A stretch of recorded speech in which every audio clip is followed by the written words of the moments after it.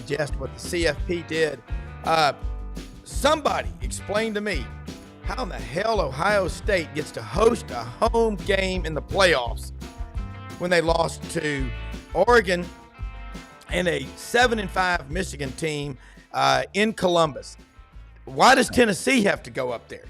They wanted to create controversy. They're doing a great job of it. Rob They Brown play in that really hard conference, Rob.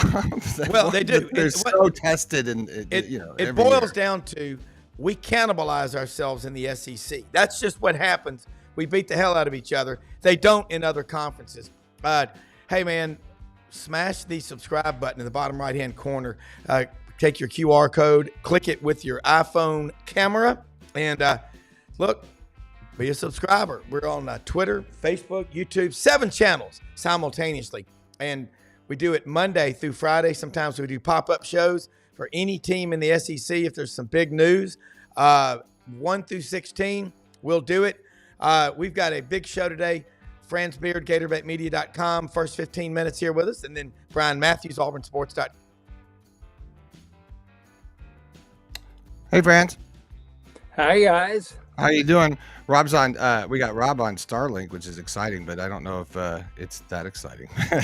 We got a hard freeze. Maybe this not the Rob into the playoff areas. Yeah. Hey, Rob, you there? Yeah. Okay, I'm here. Go ahead. Okay. Well, and you start looking, Franz, at this playoff committee. I don't know what a lot of these people do, or if they're even qualified to be on the committee. But you get humans involved. You start playing politics. Let's get your brief thoughts. We're going to go back and forth on this. What about this CFP 12-team selection? What kind of grade do you give them? Look, it's all relative. It's all subjective. C-. Yeah. Here's the thing. You got people doing the same thing they used to do with the BCS and the same thing they did in the 14 playoff. They're going by record, not by the best team. It's not about getting the 12 best teams. It's about getting the teams they think that have the 12 best records that are dominated, 11 of which come from the power conferences. This is not about adding, Boise State's in, okay. That's fine for them. They say, this is our token, and they even get to host a game. But here's the thing. Is Boise State the third best team? No, they're not. And anyone would be foolish to think so. Is Arizona State the fourth best team? No, but these people are getting buys.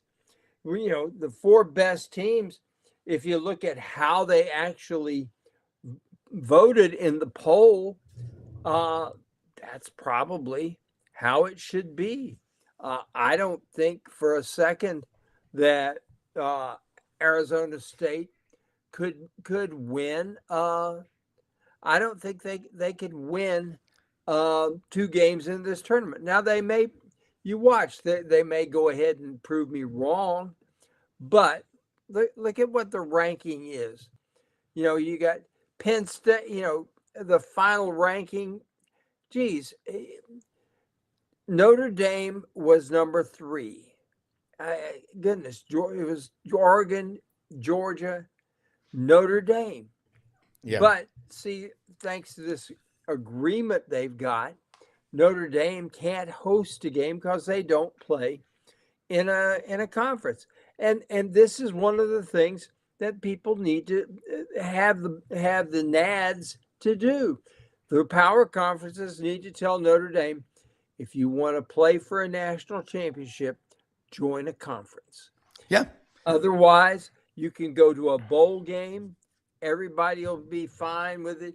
You can do what UCF did, and you can even put a great big sign up there on your stadium claiming a national championship if you go unbeaten. Sure. But don't think for a second that you're going to get in and get all the benefits of playing in this tournament if you do not, in fact, play in a conference and have to play a conference schedule. It's just not, that's totally unfair. But Look at this. Clemson is number 12. Arizona State should be number 11. Boise should be number 10. Okay? Before that, you need to have Ole Miss, Alabama, and South Carolina in there. If you're going to get the teams that are the best teams, they're in there, along with Texas and Georgia. But Penn State, God goodness, Penn State's terrible. And they played Oregon really tough. And I don't think Oregon's that good. I think Oregon may advance and may do really well, but if they do, it's going to be because they've got probably the best quarterback in this tournament, and that's Dylan Gabriel. So that's my thought. Well, and you think about it, it's all about the optics. That's all they care about. Well, we don't want it to look like we're favoring one conference. What I don't understand is hold on one second. Why didn't Greg Sankey advocate harder, more strongly for the SEC teams? If you've got a platform and you've got an audience, and Ken Capps said at the Texas A&M game, Sankey was out there talking to all the media, and he had the stage, and he spoke, and he said he was conspicuously quiet at the SEC championship game Saturday in Atlanta. That was kind of unusual. Look, you're right. If you're looking for the best teams, South Carolina, Ole Miss, Alabama, they all have 3 losses, but they play in the toughest conference, top to bottom, in America.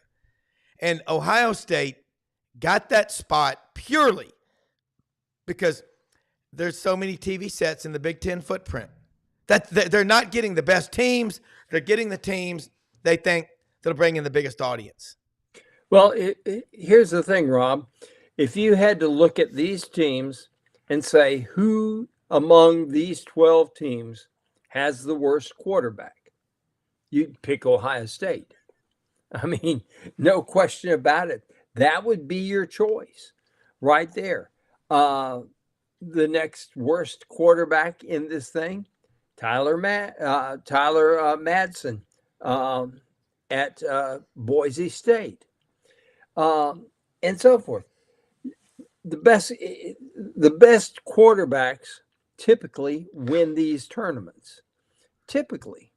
Now, it doesn't always work that way. There have been times, Alabama won one with Coker, at quarterback. Yeah. So anything can happen. Well, friends, and I'm anxious, obviously, Bryan Matthews will be coming on in a second talking what's going on with Auburn. They're out there desperately trying to get a quarterback. They've got to get one because Hugh Freeze, this is going to be year 3. You've had back-to-back losing seasons. So you're going to have to bring somebody in. Deuce Knight, it's going to take time. Florida's got a quarterback. I'll tell you, I can tell you what. Look at Liberty, and that's who's going to get. That's who Hugh is going to get.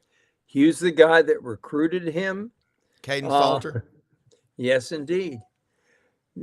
Hugh recruited him to Liberty. He's in the portal. I think he's the guy that Auburn's going to get. Another guy that's out there that somebody's going to get, that I think Ohio State's going to get high in the bidding, is the Mensa kid, Darian Mensa, who is opting out and bailing on Tulane. Florida was already going to win this game, but you take that kid out of the Tulane equation, and I think the Gators may win this game by 30 points. Yeah, the Gasparilla Bowl. Yeah, friends, I think Florida's going to come into this game excited about being there. I don't think you're going to have players quit. No. They want, because that's an 8th win, and I want them to win because I picked them to win 8 damn games, and I like being right. But friends, John Summerall, coach at Tulane, he's been there 1 year, played at Kentucky. I mean, everybody's going to come after him too. What do you think? That's going to be That's a pretty cool storyline. Now, he said yesterday that he's staying at Tulane, but I think North Carolina is going to really push for him once they get over this Belichick fantasy, and that is a fantasy. Belichick is older than I am, and I'm older than dirt. My gosh. Well, yeah.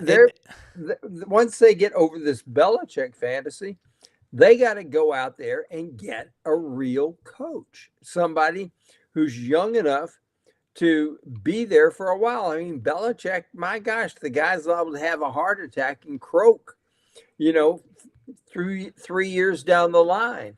You got to get a young guy in there, and John Sumrall is that guy. And I think eventually speaking, he will be the coach there at North Carolina. Well, North Carolina, I don't know how committed they are to winning in football. I really don't. But Duke won 8-9 games this year. Of course, they play in the ACC. And their quarterback has opted out and gone to the portal. Yeah. I mean, that's what happens. 1 year at Duke, and he's already bailing. I mean, this is why, this is another thing, and I don't mean to get on my soapbox this early. It's still early in the morning. I got the house smelling like the Boston butt pork roast that I had in the oven all night. And I'm getting really hungry here. But Malik Murphy goes to Duke, throws 26 touchdown passes this year, and gives them a true quarterback. And what does he do? He's bailed. He is in the portal. Everybody thinks he's going to be the quarterback at Southern Cal next year. He's got 2 years of eligibility left. Yeah. And we're going to bring in Bryan Matthews from auburnsports.com because I do want to talk about Caden Salter and Bryan Matthews. How you doing this morning? Franz Beard, GatorbaitMedia.com. Rob Brown here in Memphis. See y'all. Doing great. You are in Auburn, I believe, down on the plains. I am. Okay. Yesterday, Coach Ellis Johnson was on the show. Had a lot of fun with him. He said, there's a lot of talk about Auburn is interested in Lenora Sellers. Here's a question from Blind Squirrel Sports on here. Rob, how do you feel about Auburn's chances of landing former Georgia Tech wide receiver Eric Singleton? So kind of those are where we want to start. And welcome to the show. Well, Eric Singleton, I believe, is coming in for a visit this week. I don't know if it's Wednesday or exact timing of that, but I think that's a really good sign. You want these kids to come in on the first visits, and sometimes that's the only visit they end up taking. So we'll see how that goes. But him and Horatio Fields from Wake Forest are two guys early on that Auburn's contacted wide receiver. I think they're looking for one veteran to come in. They've got some good young players. They just need to maybe supplement that with one more guy, maybe two. But I think Eric is their top guy so far. And, Lenora Sellers had an incredible freshman season. I think was he a true freshman this year at South Carolina? But just an incredible season. I think redshirt. I thought he was a redshirt freshman. Yeah, redshirt freshman, yeah. Unbelievable. He would be a perfect fit in Hugh Freeze's system. Yeah, I think Auburn is being very aggressive in pursuit of the number one quarterback as far as maybe making indirect contact with folks out there, and putting out a lot of money or potential NIL funds there. So I think that would be even though I know it's something that Auburn might be really interested, I think that would be a shocking move if that happened. I think South Carolina signed his brother, I believe, in this last class. He's probably a hero up there for what he accomplished on the field this year, and they probably got a lot of excitement going into next year about the way they finish. So, things like that happen sometimes in college football, but I'd be very, very surprised if Auburn was actually able to get Sellers in the portal and get him to Auburn. That would be a major upset. All right, another one for you. Last week, Wednesday, Thursday, Friday, National Signing Day, Auburn's class finished ranked 6th.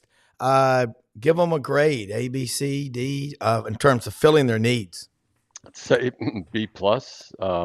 Needs-wise, I think they did pretty good. They went out there and they managed to flip Deuce Knight. They got the most important piece of that class, a top-rated quarterback, and come in and compete right away as a true freshman. They got the all-time leading rusher in Alabama. They got 3 pretty solid receivers, including Duke, who I believe was he committed to Alabama, and they flipped him. Yeah. I think so. Yep, another great pickup.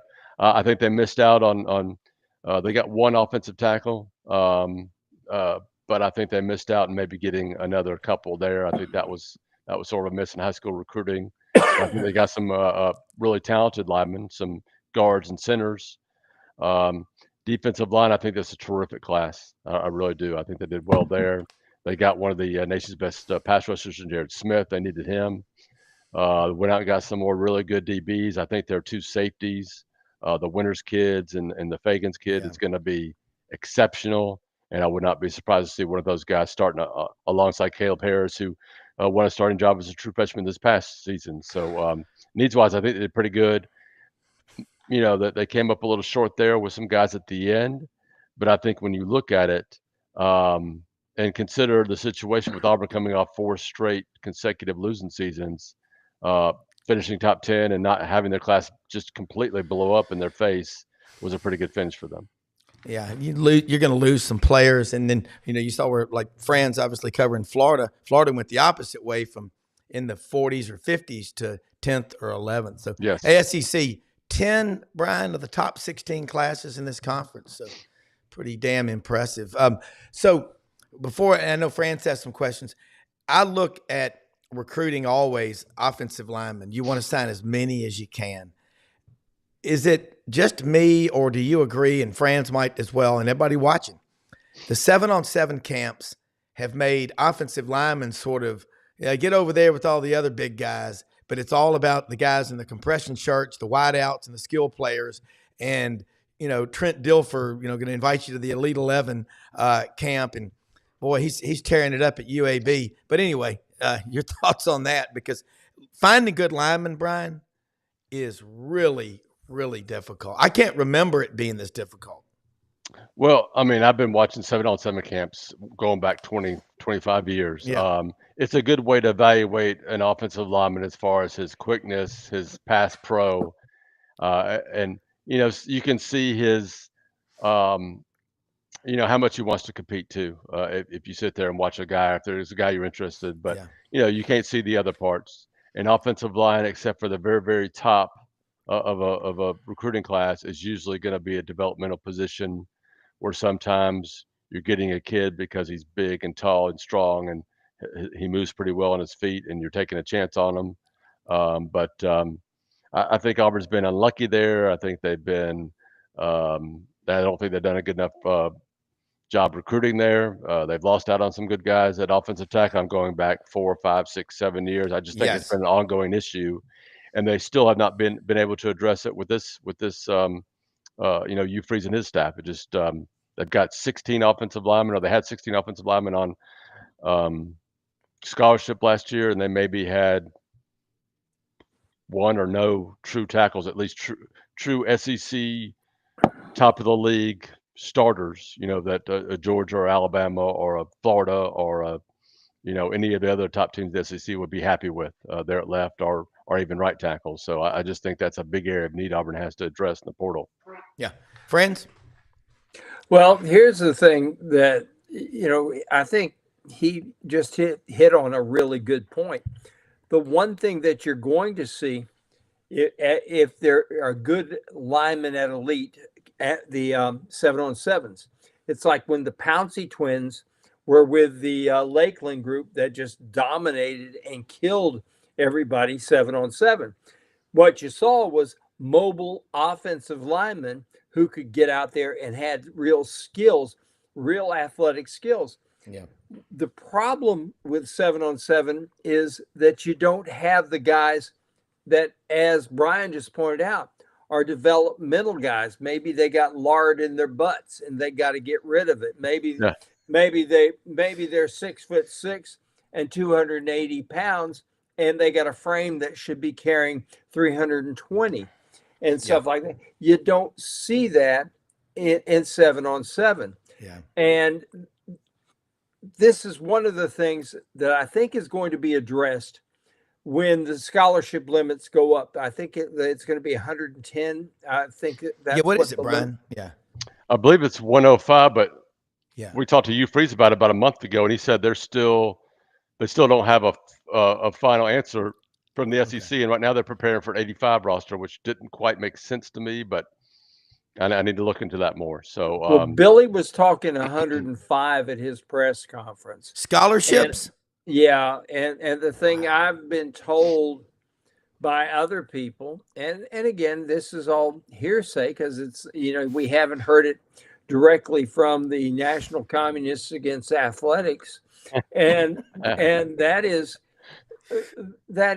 we haven't seen the 110, which is what a lot of people are proposing. Now, I'm happy they're going to get it, but I'm sad that they're going to get it at the same time, because this is going to kill group of 5 schools, guys in the MAC, guys down in the Sun Belt and stuff like that. You're going to see a guy that says, okay, I can go be the 5th string guy at Auburn, and they're going to pay me a bunch of money, and I can work my way up there and have a good time, good looking girls on campus, great weekend. I can go down to Toomer's Corner and just have a ball after a ball game and stuff like that. Or I can go to Ruston and play at Lousy Tech. Yeah. Okay. Yeah. Franz, look, I see where you're going. It's scary. It could be the end of them. I mean, we used to have 105 scholarships, and then we went to 85. So we're going, I can't believe we're going up, but I don't like doing away with walk-ons either. All right, Franz, I read something. I want Brian to talk about it in the AU Dose, which my man Doug Dean, who's on every week with us, great stuff. I want you to talk about what you wrote about the conference championship games and where you think we're going in that, because I had Howard Sprague and several people asking me about this. Brian, you made some really salient points, and the world needs to hear this because it's a great story. Well, thank you. I appreciate that. That was a Monday Musings column I put out yesterday. But basically, I said it's probably time for the SEC championship and conference championship games to move on.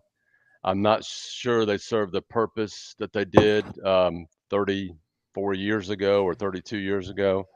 You look at this weekend, Georgia lost their starting quarterback going into the college football playoffs. Yeah. You look at the college football playoffs, they made a point the week before, coming out with the final rankings to say that, if you lost in a championship game, it wasn't necessarily going to affect you, which maybe was the right thing to do. Yeah. But you can make an argument that it wasn't, because it certainly affects those teams' records and how they look against strength of schedule and et cetera, et cetera.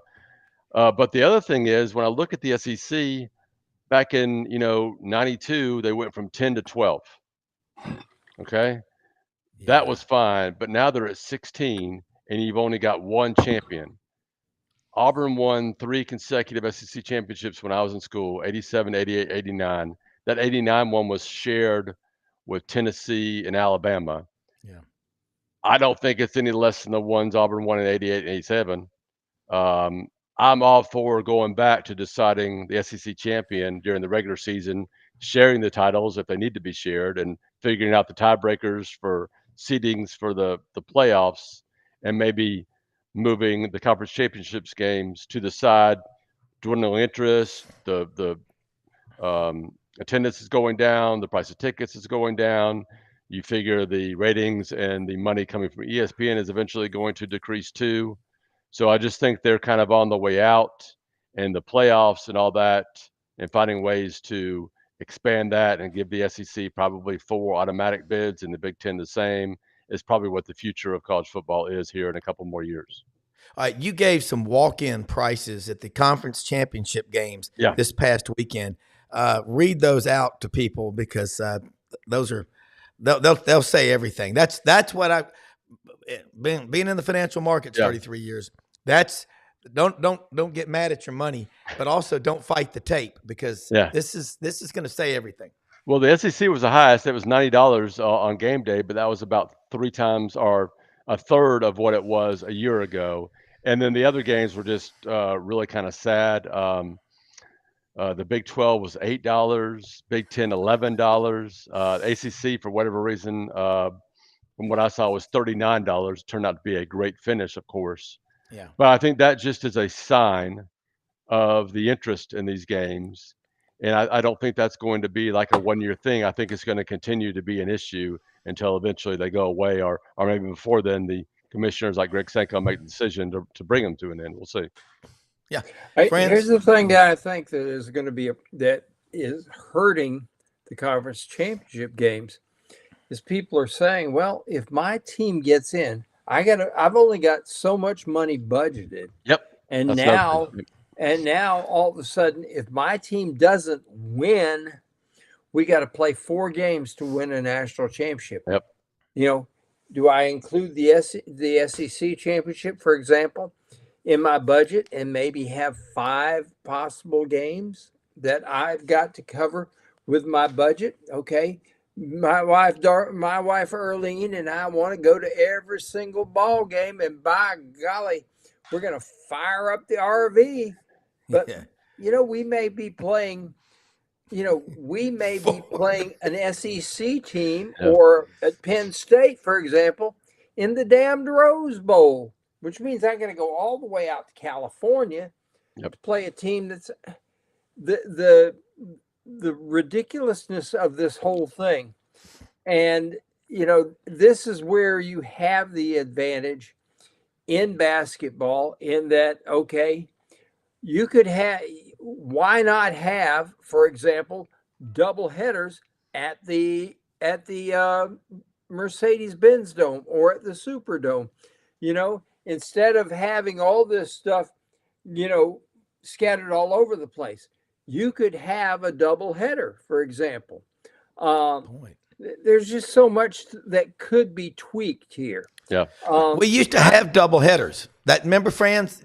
I mean, I'm old. My dad said they used to have them in Memphis at Crump Stadium. You'd have Tennessee and Mississippi State play at 2:30, and the night game would be Memphis and Ole Miss. Yeah. But they did it for Tennessee because of all the students from Tennessee at UT Medical School in Memphis, and they would be packed. Yeah. I think Oregon's a great example. They had to go to, I believe it was Indianapolis, to play the Big Ten championship.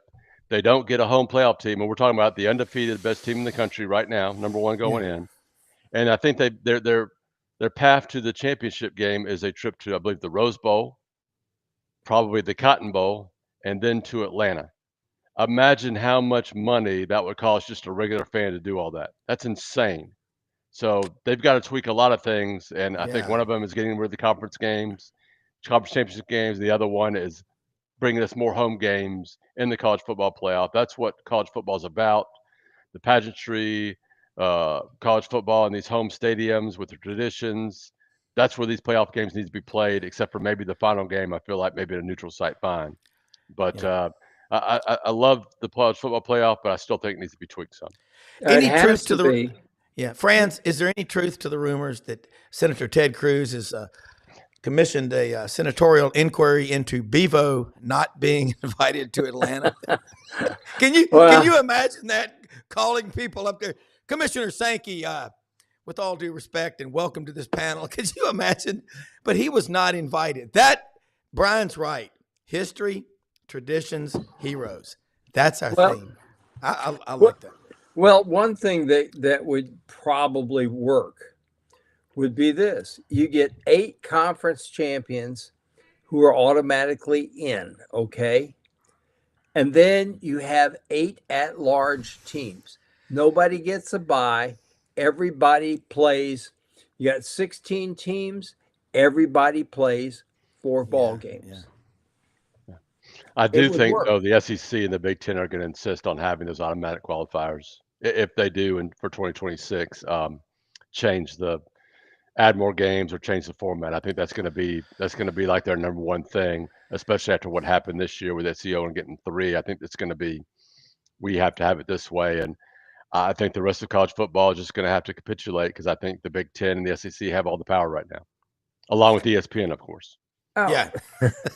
Well, this is the other thing that bothers me is that we have allowed one network that's going broke to dominate this entire thing. Yeah. ESPN is going broke. I don't know what the status of ABC Disney is, but Disney's been Disney stock's been leaking like a sieve. And I don't know how much is, Rob, you're into this. Yeah. How much is Disney stock lost? They're trying desperately to find anyone stupid enough to buy ESPN. Hey, I'm going to make a prediction. I've said this in the last year. I'm not going to be surprised if Apple doesn't try to buy ESPN, but I think Brendan and I, and Brendan, our producer, executive producer extraordinaire, Bryan, he started streaming 16 years ago. He was the first person probably to do it. He understands this stuff. We were talking the other day. We won't be surprised if X doesn't make a big move to get into sports. Elon Musk and what they're doing. But I'm not going to – I think – did you know that the only laws that the NCAA has to be concerned with are antitrust laws? Remember, You can't be subpoenaed. You can't go into a civil court. Right. So it's interesting. But, Bryan, this is an awesome – we got to get you back on to discuss this more because I know, I love getting you and Franz on here, and Yancy Porter, Rebel Yell Hotline's about to come on. Bryan, before you go, that Auburn-Duke game last week was cool. Auburn against Richmond Sunday, the matinee special. Is it just me, or do you get the impression Bruce Pearl, they could have gone when you hit 100, is that really just a kick in the groin to the other team? I think it's like, no, I'm not going to do that to you. But how good do you think this Auburn basketball team is going to be? Close out with that, and then let people know how they can follow you. And great work in the dose. It's some of the best work, some of the most thought-provoking I have read this season in America. Thank you. I appreciate that. And I do think Auburn basketball is really good this year. Yeah. But I think they're going to have to get better. If you look at Duke, they had a bunch of freshmen and second-year guys out there, and they're going to be a much better team. And you could say that about a lot of really good zebras. Yes, yeah. Well, as you'd expect at Cameron Indoor, Yes, of course. But Janai Broome, I really like. If you watched the Richmond game, they tried to take him out offensively. He did a great job. I think he got 6 assists. Did a great job with the inside-out game, which I really like to see. I think that's an upgrade for Auburn going forward. And real quick, I want to mention, you're talking about ESPN. Let's take the example for Alabama. I know we don't have Alabama folks here right now, but they're watching, and they're next. ESPN insists on having this college football playoff show like 6 or 7 times, however many times it is. It's a terrible show. I hate it. If I was a team that was in the playoffs, I would hate covering it. But what that show did the week before the championship games, when it boxed Alabama in. It said that Alabama was in unless Clemson came in there and stole that bid. That's basically the way that the committee said it afterwards, and they stuck to it. Had they not had that show, and had they looked at just the overall seasons by SMU and Alabama, it may, I'm not saying it would have, but it may have come out different. So that is ESPN having a direct influence on the college football playoffs and on potentially what teams got into the 12-team playoff. But that's just something to think about and talk about for later. Yeah. You can follow me at auburnsports.com, socials BMATAU. You mentioned Monday Musing, sponsored by Uncle Keith's Red Sauce. Delicious. Give it a try. Available Publix, Piggly Wiggly, Renfro statewide and surrounding states. And also online, if you want to do an order, you can use BMAT15 for 15% off your order. But I appreciate you guys having me. Hey, I will. I'm going to order some of that stuff. Say the name again. It's Uncle Keith's Red Sauce. It's a delicious sauce. It's fresh, homegrown right here in the state of Alabama. And just give it a try one time. You will absolutely love it. Will do. Bryan, thank you so much. You are one of the best. Hey, let me say something about one of our sponsors as we get ready to bring on Yancy Porter, the mayor of Oxford, Mississippi.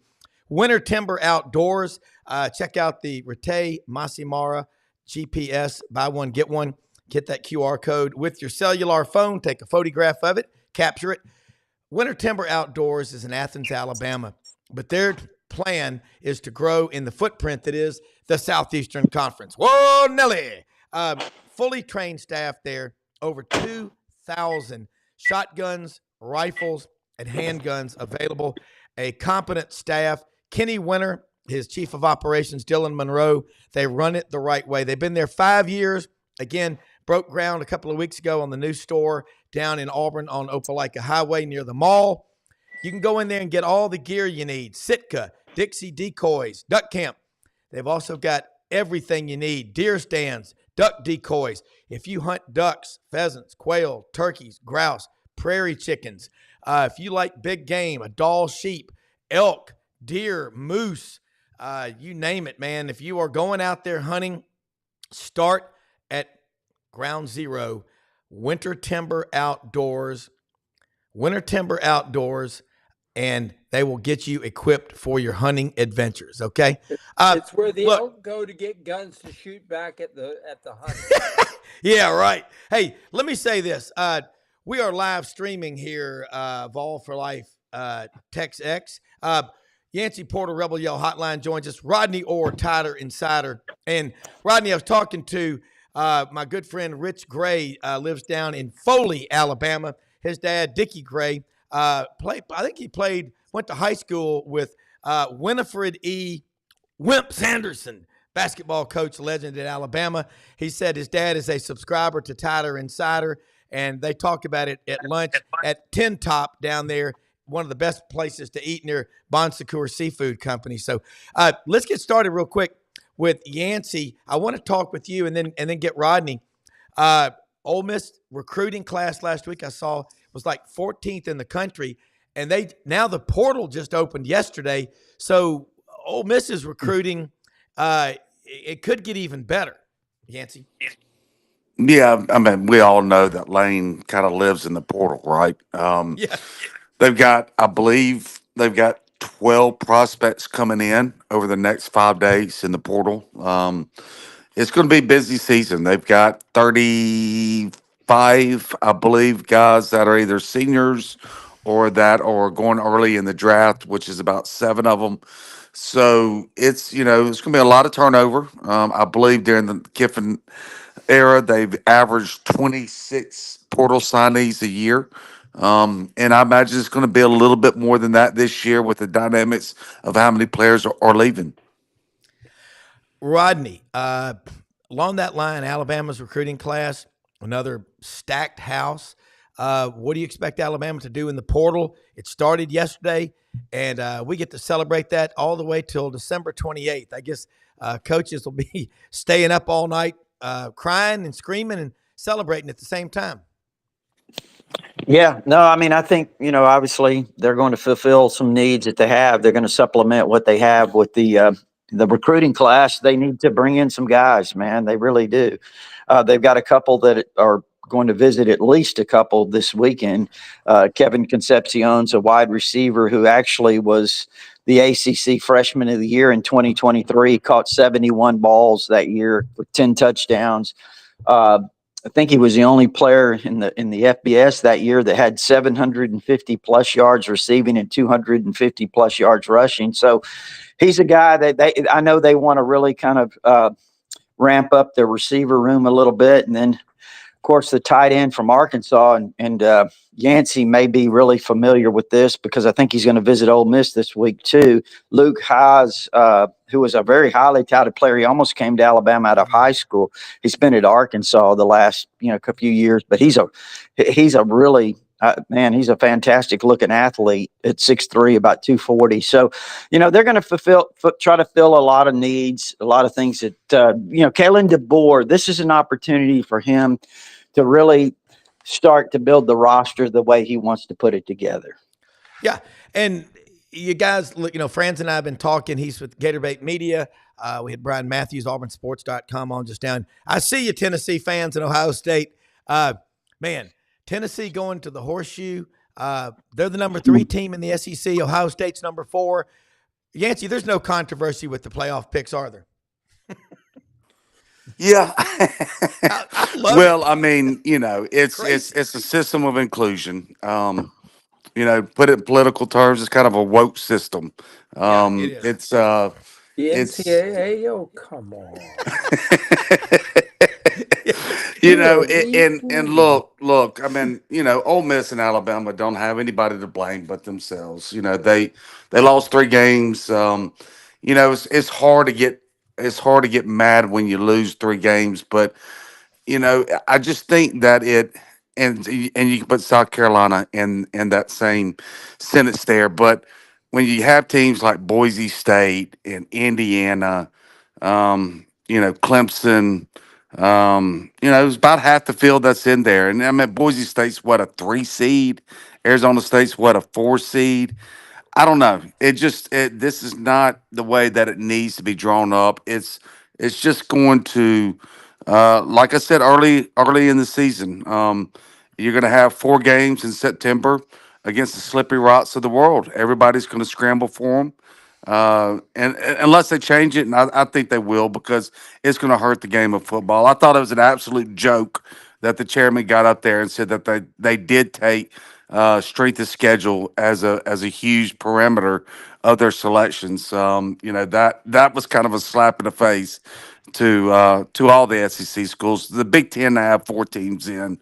SMU getting in. Come on now. I mean, we all saw the talent disparity between an SMU and an SEC team when they played Clemson. It's just, they got in. Half the participants are not top 12 teams. If that's what they want, if they want to include everybody from all regions and all conferences, great. But we're not getting in the 12 best teams. Yeah, and Yancy, it's about records. It's not Yeah. about the best teams, and that's where the That's problem right. is. If they just take if you just take 5 conference champions, say fine, we'll take the 5 conference champions. Why But five? the next 7 guys have to be the 7 best teams, and then seeded appropriately.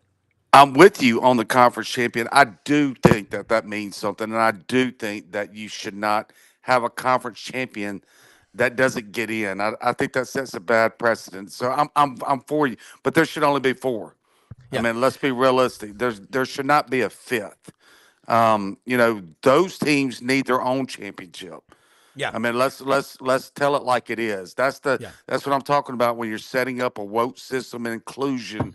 Set it for 4, and then the next 8 seeded teams, and do it like you do basketball, do it like you do baseball, do it like you do golf, do it like you do tennis in every sport. You don't do it by record. You do it by quad 1 wins. You do it by power rankings, right? That the NCAA uses in their formula. Why are we going to deviate from that in football? Doesn't make any sense. Rodney, I want to ask you this. You're looking at Alabama. How would Alabama do? And Alabama football. You've forgotten more than we know. You and Gary Harris do an awesome show Tuesday nights, 6:30 p.m., Tider Insider TV. How would Alabama do in the Big 12 or, say, the ACC this year? And they're 9-3, and by Alabama standards, that's a burnt steak. Well, I think the better question is, how would SMU do in the SEC? Good I mean, 6-6.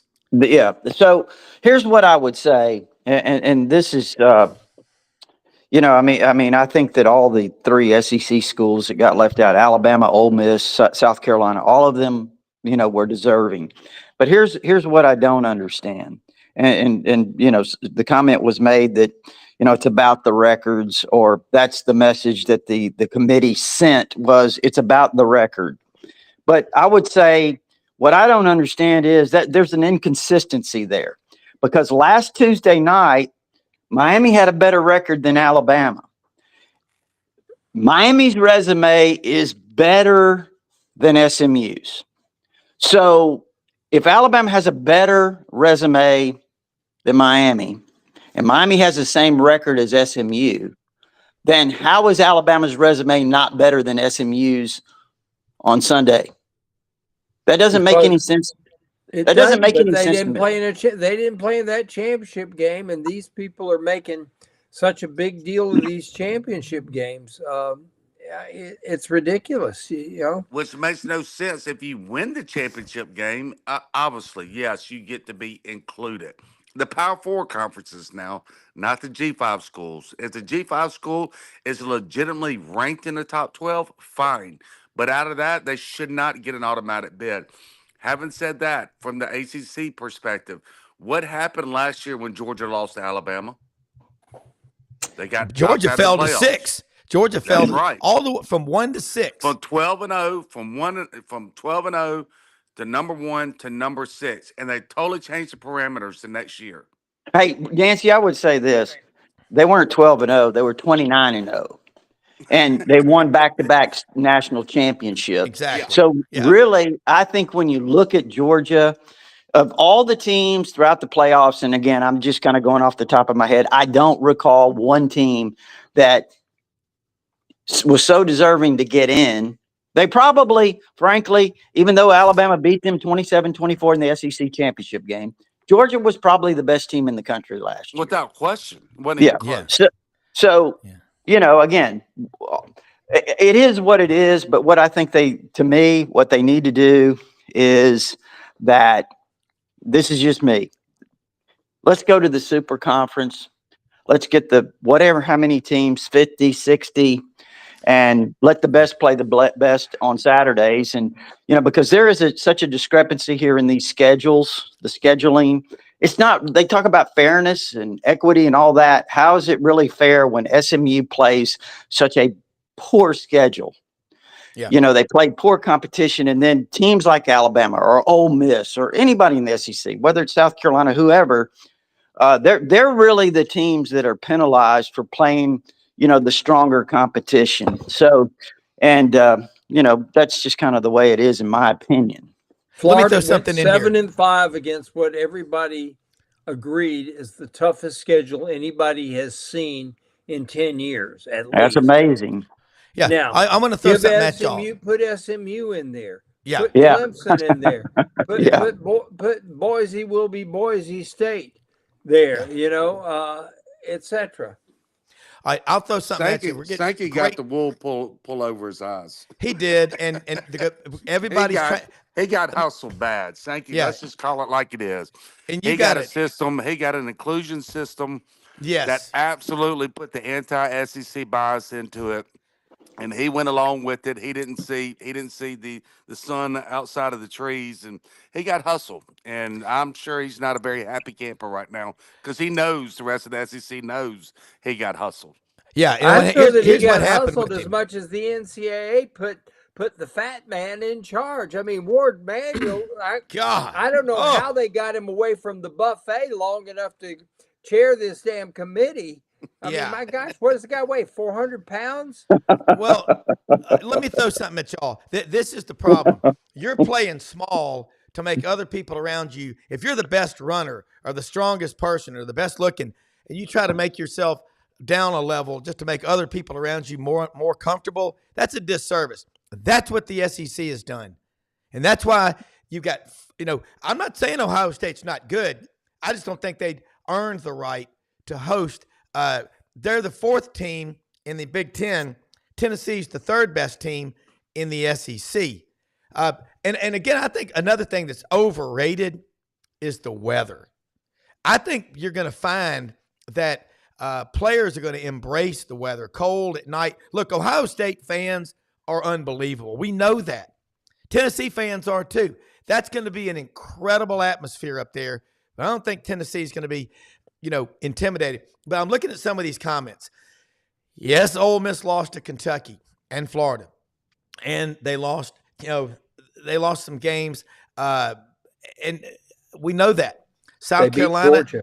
Yeah, but they beat Georgia. And then South Carolina had LSU beaten until they didn't. They had Alabama on the ropes in Tuscaloosa. I just think top to bottom, Rodney and Yancy and Franz, y'all said it. SMU. And I've got nothing against SMU. I think it's certainly creating interest, the fact that they're in, whether it's correct or not. But y'all are right. Greg Sankey he's the commissioner of the SEC. That's who signs his paycheck. And don't go out there and advocate for these other weaker conferences just to make them feel good. Bullshit. No way. Okay? See, I You don't do think that. Sankey Put the best got team. Let the hustled. free market run. We're not letting the free market run college football now. It's a woke ass system, and I think it's woken everybody up to go to Jackie Sherrill's plan of the super conferences. And he said, let the other 65 or 70 teams have their own national championship playoff. It'll be just as important to them as it is to the teams in the super conference. I just had to get that out there. Well, I see. I don't that's think. I don't think. Sorry, but I don't think Sankey necessarily got hustled. I think what happened was Sankey gave him a system that should have worked for the SEC. Yeah. But the NCAA and its infinite wisdom, or college football, whoever the hell is in charge, puts in a system where you bring in, the athletic director at St. Stanislaus Convent, and then you put Ward Manuel in front, and you get a bunch of people who think you got to have a homeless shelter and a convent all-star team in this tournament. Yeah. You can't do it. You can't do that way. I mean, and Yancy, you and Rodney throw in here because Franz is right.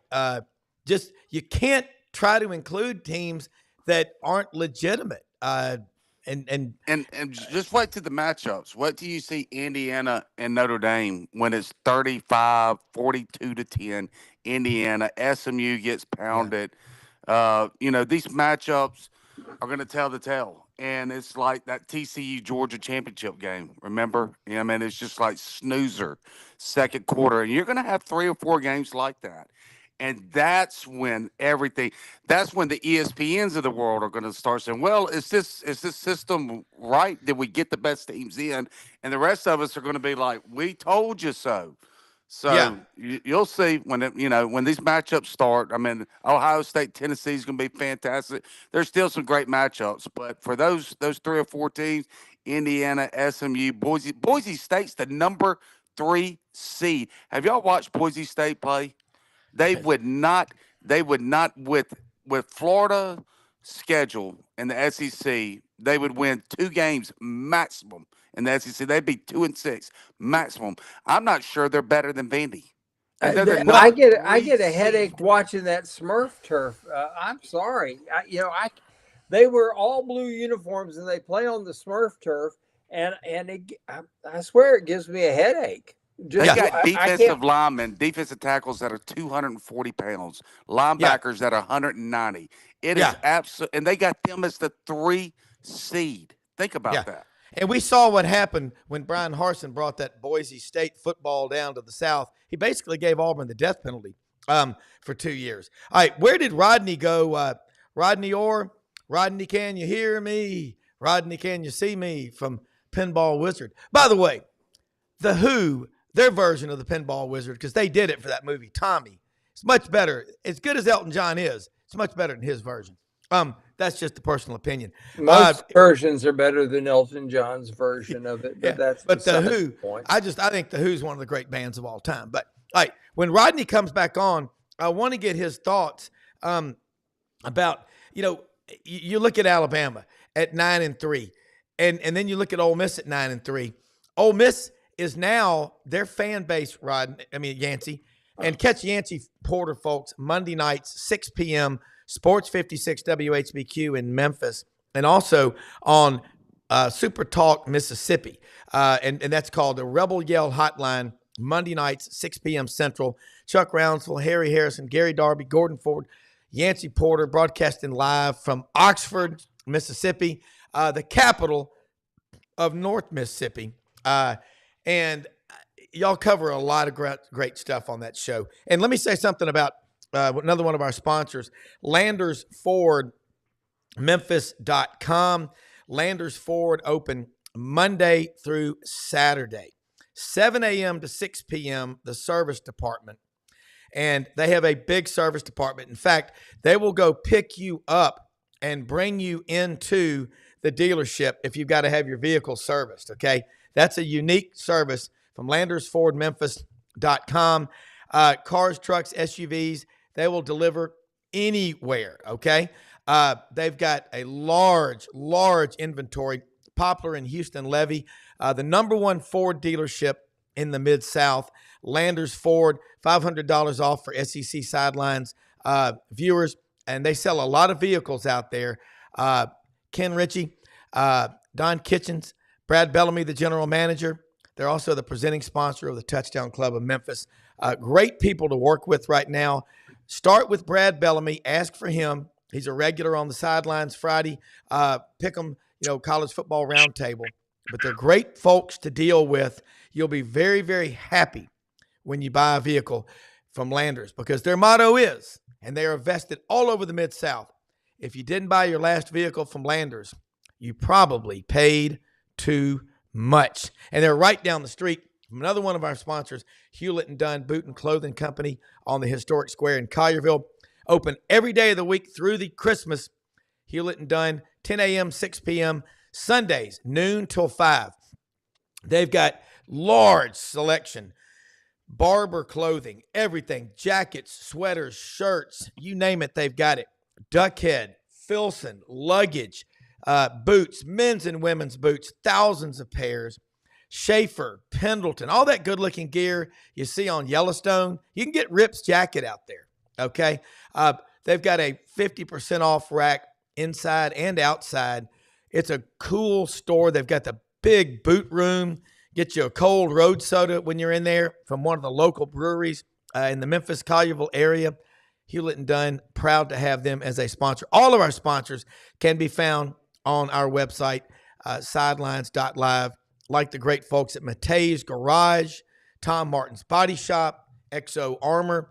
To say we're blessed is an understatement. Rodney, let's get you back. Mary Turner, my friend, she was on the show. She's an attorney in Tuscaloosa. Love her. We were talking with her about some stuff recently on a pop-up show. And I think about all my Alabama friends in Tuscaloosa and everywhere. They're not happy with 9-3, but, the first year of Kalen DeBoer, what kind of grade do you give him? And I want to go back to Yancy on Lane Kiffin, but 9-3 at Alabama, as Franz said, y'all are always arm's length from a championship. Yeah, I mean, I don't think really 9-3 you evaluate him on necessarily that, even though that's the bottom line. I mean, look, it's a transition year. It was probably the greatest transition that's probably occurred since Ray Perkins took over for Bear Bryant. I mean, it was an incredible task. He had to come in January last year, hold a recruiting class together when Saban, steps aside, and then you've got players. The portal opens. He's trying to manage this and keep players here, the ones that they wanted, and so and really he comes in and he's like, who do we want? I don't even know who we really want to keep, right? So he has to use other people who've been around, whether it's Nick Saban or whatever. Who do you really want to keep for your roster? He was in a tough situation. He has to hire a staff. There was so many things, and he did a fantastic job of managing all of that. He did about as good of a job. I'd give him an A+ for what he did. That's leading up to the season. Anytime you have a transition, I saw Ray Perkins. You're going to have difficulties in that first year. You're going to have things that you experience, bumps in the road that you probably won't experience later because you just implemented a totally new system. You're still learning your players. They're still learning you. There's so many different variables that go into all of this. So really, if you want to evaluate him, did he make some really bad mistakes or did some things happen that maybe weren't really good?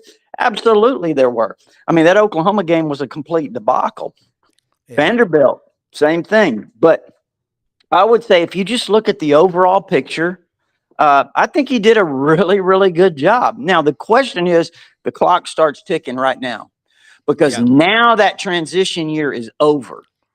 So how does he's got to make some difficult decisions, whether it's personnel wise, whether it's staff wise, whatever it is, because you know what? If he chooses to hold on to certain coaches or whatever, that's his decision. If you're going to make a change, you probably want to make it now. If you think you need to make a change at a certain spot, you probably need to make it now. Maybe Yeah. he doesn't feel like any changes are needed. We'll see. Yeah, well, and he's, I think for Kalen DeBoer, the thing he's most concerned about, Yancy was telling me this, is having to go have a one-on-one meeting in his office with some of the super boosters like Roll Tide Willie. I hope that guy, some of the stuff he said about Alabama when they lose a game, I'm like, you better be careful because next time you go to practice, they're going to remember you. But I think you're right about Kalen DeBoer. Still had the number 2 or 3 recruiting class in the country. Not a lot has changed. Yancy, along the line of what he just said, give us your grade on Lane Kiffin and what he did. And this is his, 5th year at Ole Miss now? I was talking to some of my Ole Miss friends yesterday, and they wanted so much more. But I think now you're at a point where you can get so much more from NIL and stuff like that. But A, B, C, D for Lane Kiffin and Ole Miss this year. Yeah, I mean, it's the exact opposite of Alabama. They're going into a transition year. He doesn't have the personnel he wants. He honestly doesn't have the style of quarterback that he likes. Whereas Lane had it all set up, and this was supposed to be an historic year. It reminds me a lot of the 1990 Michigan team that Ole Miss got absolutely manhandled in the Gator Bowl. Ironically enough, the Gator Bowl where Ole Miss is headed this year. They lost 3 games by a total of 5 points. They had 9 players that went on and were all pro in the NFL. This was the most talented roster in the country, honestly. I would give Lane a D-. It was an epic meltdown. It feels like a funeral in Oxford. A lot of us could have coached that team to 9-3. They were over a 2-touchdown favored in 3 of their losses. The other one, they were a 9.5-point favorite. They were only in 3 contests that were under 14 points, and they lost all 3 games at the end of the game. He did not replace Quinshon Judkins, and that came out to really, really be the telltale of this season. They couldn't run the ball in the red zone, but there were 10 plays, guys. Ole Miss had 2 4th downs against LSU, their defense, the number 2 defense in the country, that were 4th and 10 or longer, and they didn't stop them on that last drive where they tied the game. They had 2 4th downs against Kentucky, one on Kentucky's own 15-yard line on 4th and 18, and he went for it and threw for a 56-yard pass to Berrien Brown. They didn't convert those. They had 2 field goals, one to tie the game against Kentucky. Little chip shot, 28-yard field goal, last play of the game, missed it to go into overtime. One against LSU, and then they couldn't convert 5 times on offense on 4th and 1 and less inside the 10-yard line where they failed to get any of those points. If one of those plays on any of those 10 goes, they're in the playoffs right now, but they did not. And so you have to give Lane a D-. It's going to go down as one of, if not the most disappointing season in Ole Miss history. Look, I like your honesty, and other than that, things are good. I mean, but you're also talked about that Grove Collective. Somebody asked me, I get asked this a lot, how many people are in the Grove Collective? 2 years ago, when Kiffin and Auburn were allegedly playing footsie under the table, that collective swelled to over 11,000. What is it now? I don't know. I really don't know the but numbers. It's probably now. bigger, isn't it? Yeah, I'm sure it is. I'm sure it is. But the good news is that, they still went 9-3. Put it in perspective. Ole Miss is not Alabama. It sounds silly for Ole Miss to be that mad about 9-3. So they got a chance to win, 10 or more games, 3 out of the last 4 years. The Grove is doing better than it's ever been. Lane's got a great name in the portal, and they got a chance to reload and try to do it again that season. Yeah, all right, we're going to wrap it up here, but I got to say to Bryan Matthews, Franz Beard, Rodney Orr, Yancy Porter, executive producer Brendan Martin, great show. Love. I mean, some of these comments are awesome. I'll throw some at you. Blind Squirrel Sports. If Bama had the talent to beat Georgia, they should have been able to beat anyone else on their schedule, but the same can be said for Ole Miss. So I give Lane and KD a C+. And we're already getting, I like this from, can't read the name, but we're already getting to that point in the SEC. Rankings mean nothing. Anybody can beat anybody. 2 7-3 teams doesn't have the same allure as 2 undefeated teams playing each other. Look, all I know, I think the biggest takeaway from this show is, man, the passion and the interest of the Southeastern Conference fans and fans around the country is incredible. Absolutely, we're biased toward the SEC, but we call it like we see it. And I commend Franz and Bryan and Rodney and Yancy for doing that, because I think, Greg Sankey, you're the commissioner of the SEC. Watch out for those people that pull you in there. You know, hey, most often we see the face of Christ in the least among us. We're the most blessed people in the history of the world. The stronger you make yourself, friends, we know this, the better you can do to help other people. Thank you all so much for watching. Subscribe to the show. Spread the word. Merry Christmas, everybody. We will see you in the morning. Thanks again for watching.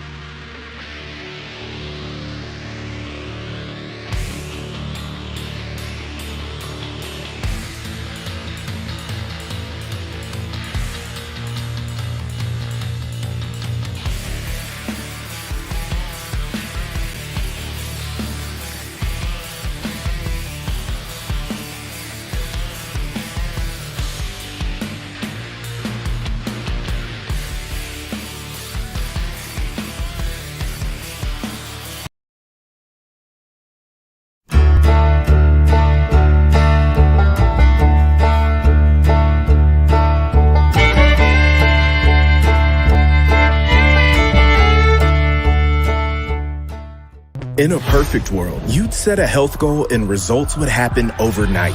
In this world, the real world, it takes time, dedication, and the right support to achieve your best self. The Vitamin Shop's health enthusiasts are here to make sure you're not wasting a single moment on the wrong supplements. From the highest quality sports nutrition and superfoods to the most sought after trends, you'll find a huge variety of science-backed solutions for every goal, and the people to help guide you along the path to greatness. Unbelievably, every 2 minutes in our communities, a child is either bought or sold for sex. I am Ari Dickey, board member for the Nashville Anti-Human Trafficking Coalition. Join me and millions of others in our fight against human trafficking and for its victims by helping to educate the most vulnerable among us, our middle and high school students.